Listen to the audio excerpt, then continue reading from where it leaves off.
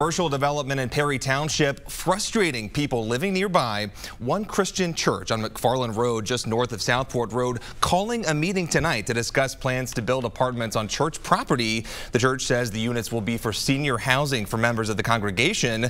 Neighbors telling RTV6's Graham Hunter this meeting should have happened a long time ago.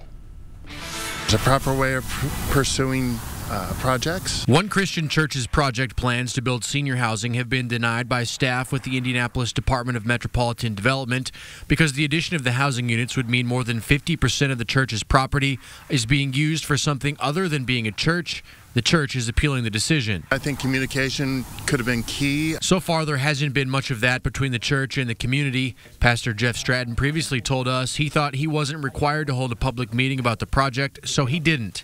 That hasn't sat well with community members like Gregory Thompson. We watched him dig, and then we watched piles of dirt stack up. The church did get approved permits to install sewage and started that process. Tonight's meeting will detail the rest of the church's proposed plans. It'll be a packed house. It'll be more people than that have attended this church for quite a while. Thompson says he has a lot of unanswered questions about the project. Is it the proper use of the zoning on this property?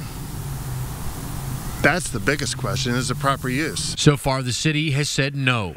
The church's appeal will be heard in January by the Metropolitan Development Commission. The public will have a chance to speak at that meeting, where it's possible the project is killed once and for all. Put it back to where there's not piles of dirt and there's grassland, and bury the sewers, or take the pipes away and make it go back to its natural. Reporting from Perry Township, Graham Hunter, RTV6.